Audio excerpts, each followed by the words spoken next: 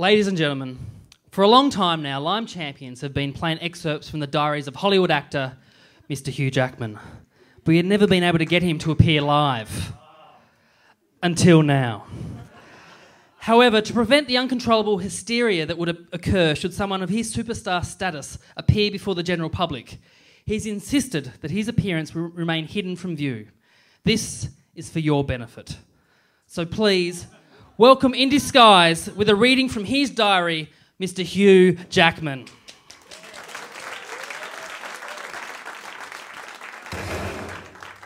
The Hugh Jackman Diaries. I love the Fringe Festival.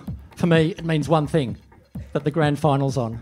And what I love most about the two best teams of the year, giving their all in a quest for eternal glory, it's the corporate marquees. Free drinks, free lunches. It's a veritable smorgasbord of food. And goddamn, corporate has always been my favourite type of food. It was grand final morning. Me and Steph and Dennis had been having some quiet drinks for the previous 3 days.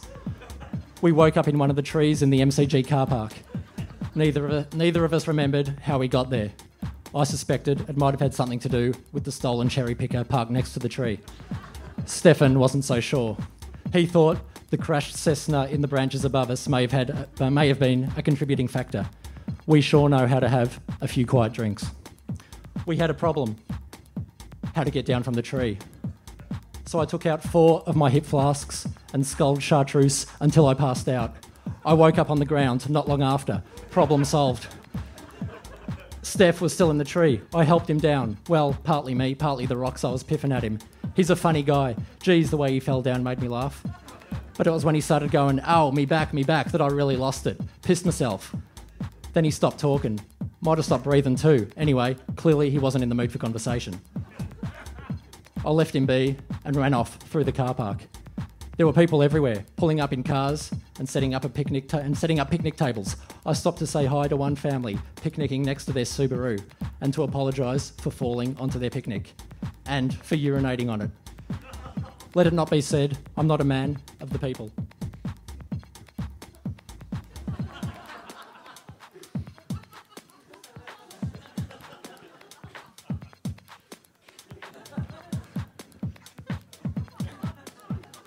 They were good people. In fact, they were good enough to turn their backs, long enough for me to swipe their stick of salami and hurl it into Punt Road. I laughed my ass off and ran off. In the distance, I spotted a marquee. I sculled some more chartreuse and made a beeline for it, then another beeline and another. Eventually, I made it to the marquee. The numbskull at the door said my name wasn't on the list.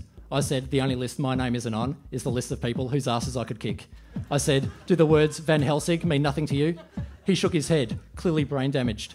At that moment, I felt proud to live in a country where people like this are allowed to interact in society. It's so cute. He held firm to the mistaken belief I wasn't getting in. I find that in life, there are few problems that can't be solved by first taking a big run-up. I stepped back and took a swig of chartreuse. I mustered all my Wolverine, Kate and Leopold, Baz Luhrmann's Australia powers, and charged at the door, numbskull. I broke his tackle, using my powers of kneeing in the nads, and I was in. Inside, it was the A-list, a who's who of Hugh Jackman admirers. Could see it in their eyes, the way they looked at me as I ran through the bar, howling at the top of my voice, just like Wolverine. Also, brushing up against Kate Ritchie and Joanna Griggs, just like Wolverine. I spotted weatherman Mike Larkin. I hate weathermen, always going on about hot and cold and shit. Larkin was sitting at a table. I grabbed his plate and said, hey, forecast, I bet you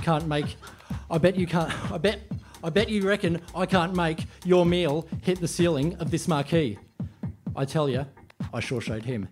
He said something about go away, he was trying to listen to Lindsay Fox. I looked up, there was some bald dude up on the podium with a microphone. Don't know about you, but something about bald men on stages never sat right with me. I've always been morally opposed to it. Stages are for Broadway stars like me.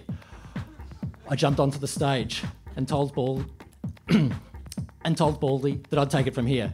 He muttered something about being the CEO or something. I said, CEO? You sure that's how you spell cockhead? Then I started singing the opening number from The Boy from Oz. The A-listers couldn't believe it. The look in their eyes said it all. Awestruck, me, Hugh Jackman, there, in the flesh, singing, dancing, swigging, there before them on the biggest day of the sporting calendar. I saw the door numbskull coming toward me. I used my powers of invisibility to turn and duck under the back of the marquee and run off through the car park, swiping salamis from picnics as I went. I kept running, all the time singing the opening number from The Boy from Oz. I kept singing, didn't miss a beat. That's because I'm the best in the business. I'm all singing, all dancing, the one and only Hugh Jackman.